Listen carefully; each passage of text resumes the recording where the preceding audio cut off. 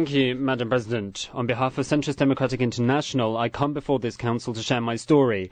I am Nestor Rodriguez Lobaina, a former prisoner of conscience in Cuba and a survivor of the horrors suffered in the prisons of the totalitarian regime.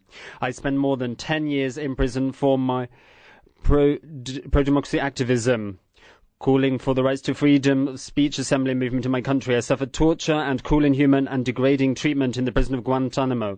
On the 27th of December of 1999, I was the victim of a mock extrajudicial execution carried out by officials of the political police in the mountains of Santiago de Cuba.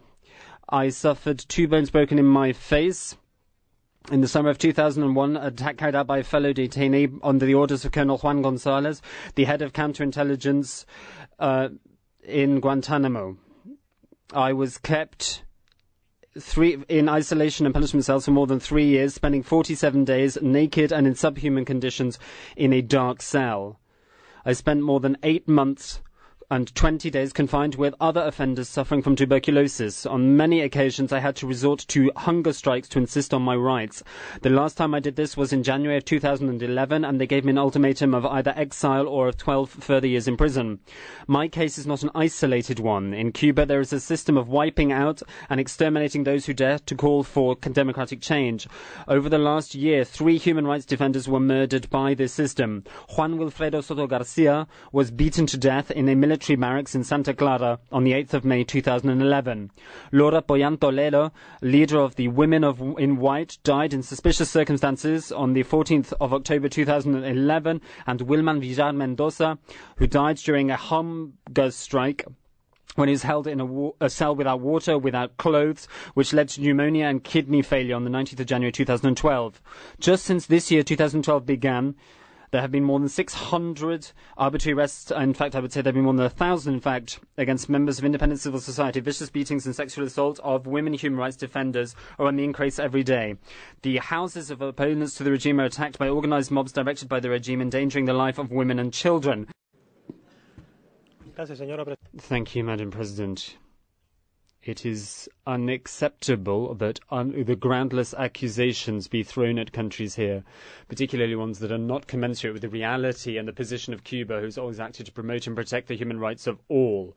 These seem to be part of a well-orchestrated and financed political campaign which is aimed at achieving objectives that are not legitimate in terms of human rights.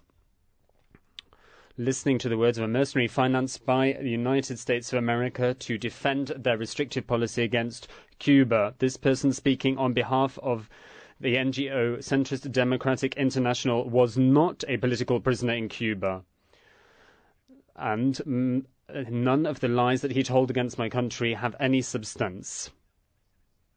We do not accept the attitude of this mercenary. His behavior is unfortunate for a Cuban, particularly these accusations of people who have been arrested for public order offences. The fact that he accuses of this is unacceptable. He mentions that he was part of a group of prisoners who was freed, and this is indeed true, but it was his own decision to leave the country and go to Spain. He was not exiled.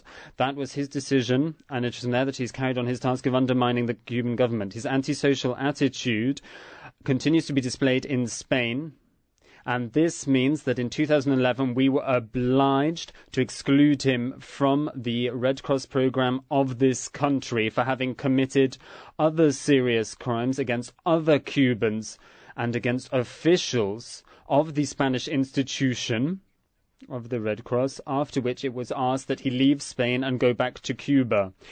If the accusations that were made in this session were true, why would he want to come back to Cuba after he was asked to leave Spain, and he's requested the support of the Red Cross to enable him to do that? Once again, he's been seeking streams of financing, and he seems to have found this in the United States and from the CIA of this country to continue his anti-Cuban activities. Neither this mercenary or the NGO that accredited him have any grounds to criticize the executive branch of the Cuban government in terms of human rights. Thank you very much.